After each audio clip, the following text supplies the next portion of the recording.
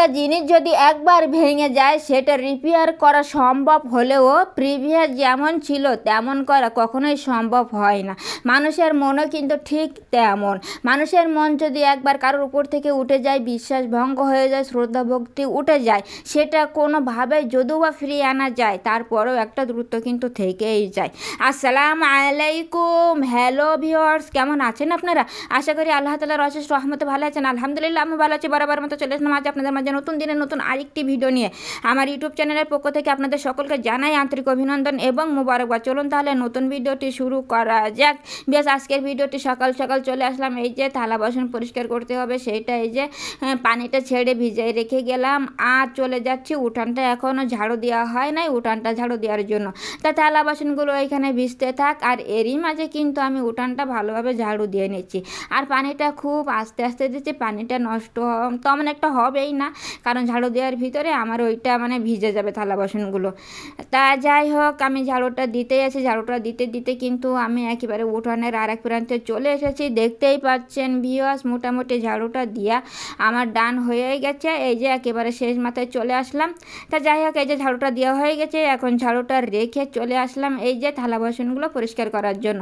তা ওই যে আমি বসে পড়লাম আর যে গুঁড়া সাবানের যে বাটিটা আছে সেটা নিয়ে নিলাম। আর এইবার সমস্ত থালা বাসনগুলো একবার তো প্রথমে ধুইতে হবে, তা প্রথমে একবার ধুয়েই নিলাম। তাই এই যে ধোয়া হয়ে গেছে আর গুঁড়া সাবানগুলো কিন্তু আমি পানির সাথে মিশিয়ে নিলাম, নিয়ে এইবার আমি থালা বাসনগুলো ধুতেই আছি। তা প্রথমে আমি এই যে গুঁড়া সাবান দিয়ে সুন্দর করে পরিষ্কার করে নেই। আর ভিউয়ার্স, আপনারা যারা ভিডিওটা দেখতে দেখতে এই পর্যন্ত চলে এসেছেন কিন্তু লাইকটা দিতে ভুলে গেছেন কিংবা দেন নাই, আপনাদের কাছে আমার হার্ডলি রিকোয়েস্ট, অবশ্যই লাইকটা দিয়ে আমার ভিডিওটা কন্টিনিউ করবেন, কারণ আপনাদের একটা লাইকের ভ্যালু আমার কাছে কিন্তু অনেক বেশি। আপনাদের মূল্যবান একটা লাইক পারে আমার এই ভিডিওটা আরও অনেকের কাছে পৌঁছায় দিতে। তো অবশ্যই লাইকটা দিয়ে দিবেন।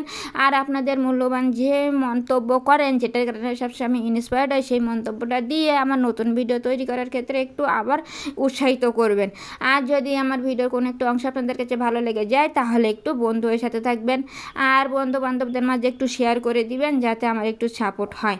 তা দেখতেই পাচ্ছেন ভিউয়ার্স, এই যে আপনাদের সাথে কথা বলতে বলতে কিন্তু থালা বাসনগুলো আমার গুঁড়া সাবান দিয়ে পরিষ্কার করা ডান। এইবার আমি একটা একটা করে ধুয়ে নিচ্ছি। আর দেখতেই পাচ্ছেন ভিউয়ার্স, পানিটা যাতে আমার পর্যন্ত না পৌঁছায়, ছিটকায় গায়ে না লাগে, সেই জন্য কিন্তু আমি 3 হাত দূরে বসে আছি মানে যতদূর দূরে বসা যায় আর কি। যাই হোক, ওখান থেকে আমি হাত লম্বা করে থালা বাসনগুলো ধুয়ে নিচ্ছি, কিন্তু আমার অপর হাতটা কিন্তু পৌঁছাচ্ছে না, একটা হাত পৌঁছাচ্ছে। তাই সেই এক হাত দিয়ে থালা বাসনগুলো সুন্দরভাবে ধুয়ে পরিষ্কার করে নিচ্ছি। তাই এই যে মোটামুটি আমার থালা প্লেটগুলো ধোয়ার ডান, আর এখনগুলো মগগুলো ধুইতে বাকি আছে, সেই মগগুলো ধুয়ে নিয়ে নিলাম। তাই যে 2টা মগ ছিল সেই মগ দুইটা মানে ধুয়ে নিয়ে নিয়েছি। আর এই যে কাপটা ধোয়ার বাকি ছিল, কাপটাও ধোয়ার ডান। এইবার ট্যাপটা আমি এইখানে একটু বন্ধ করে দিব, তার আগে একটু পানি নিয়ে নিলাম।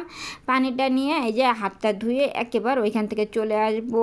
তাই যে থালা বাসনগুলো ওইখান থেকে আমি নিব। তো থালা বাসন আমার কাছে আসতে চাচ্ছি না, মনে হয় ওইখানে থাকবে, তাই না? তো ওখানে রাখা যাবে না, তাই নিয়ে চলে যাচ্ছি। এই যে চলে আসলাম আমার সাব কিচেনে। সাব কিচেনটা একটু পরিষ্কার করবো আজকে, একটু ফুল পরিষ্কার করবো সাব কিচেনটা।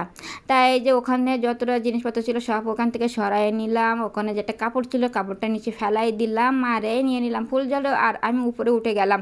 উপরে উঠে আমি কিন্তু ওই যে ফুল ঝাড়ুটা দিয়ে ওয়ালটা পরিষ্কার করতে যাচ্ছি, যেহেতু বালু পড়ে, তো সেই জন্য আমি বালুটা যাতে একসাথে সব পড়ে যায় সেই জন্য ফুল ঝাড়ুটা দিয়ে সুন্দরভাবে ঝাড়ু দিয়ে নিলাম।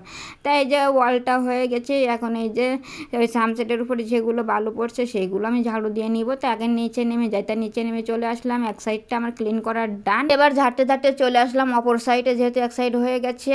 তাই এই যে অপর সাইডে চলে আসলাম, সেটাও আমি সুন্দরভাবে ঝাড়ু দিয়ে নিলাম। এইবার ঝাড়ু রেখে নিয়ে নিলাম একটা কাপড়, যেহেতু আমি যে কোনো কাজ 2 স্টেপ কিংবা 3 স্টেপে করে থাকি, তো সেই জন্য এই কাজটা আমি 2 স্টেপে করবো। তাই কাপড়টা নিয়ে নিলাম, নিয়ে চুলাটা কিন্তু সুন্দরভাবে আমি মুছে নিচ্ছি প্রথমেই। তাই চুলাটা আমি মুছতে আসি, এক একটা পাশপাতি খুলতেছি। আর আমি কি করছি পাগলের মতো দেখতেই পাচ্ছেন ভাইয়া, চুলাটা ঘিরে দাঁড়িয়ে তারপর চুলাটা মুছতেছি। আর ক্যামেরা কিন্তু আমার পেছনে, সবাই আমারে দেখতে পাচ্ছেন কিন্তু আমি কাজ করছি দেখতে পাচ্ছেন না, সেজন্য আই এম সরি।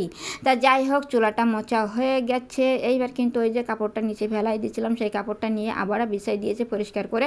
আর ওইখানে যে জিনিসপত্রগুলো ছিল এই যে আবার রেখে দিচ্ছি জায়গা, যেহেতু পরিষ্কার করা হয়ে গেছে এখন জায়গা দিনে জায়গা রেখে দিতে হবে।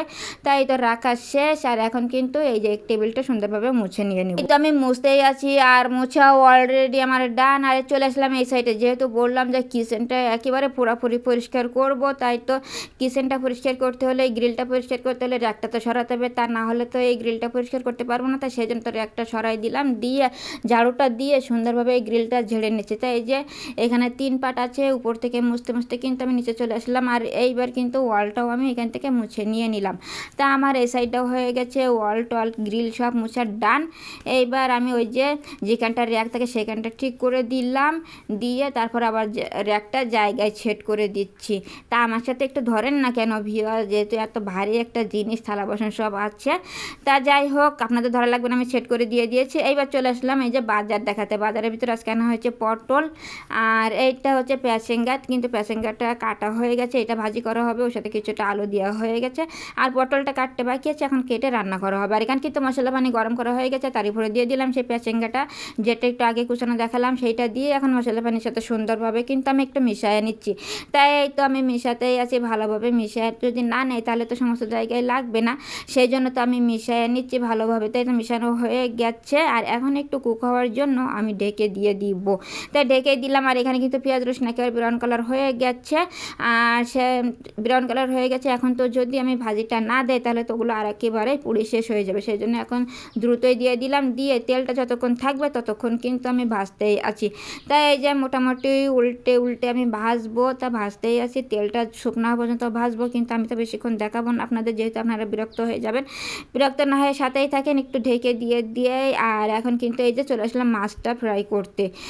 মাছটা কিন্তু ছিল বাসায়, সেখান থেকে বাইর করা হয়েছে, সেজন্য দেখানো হয় না। এটা হচ্ছে সিলভার কাপ মাছ, সেটাই এখন এই যে তেলটা হিট হয়ে গেছে, ম্যারিনেট করা হয়েছিল, সেইটাই দিয়ে দিচ্ছি। যতটা আমাদের লাগবে সেই কয়েকটা নিয়েছি, নিয়ে এখন সুন্দরভাবে এই পিঠ ওই পিঠ করে ভেজে নিয়ে নিব। তাই এই যে আমার দেওয়া হয়ে গেছে মাছ। আর এখানে দেখেন মশলাটা কিন্তু একেবারে কষানোর ডান।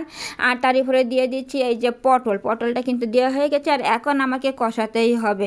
তাই এই তো কষাতেই আছি, একটু নাড়াচাড়া করে কষাতে হবে। সমস্ত পটলের গায়ে তো এই যে মশলাটা লাগিয়ে দিতে হবে, অর্থাৎ কষাতে হবে।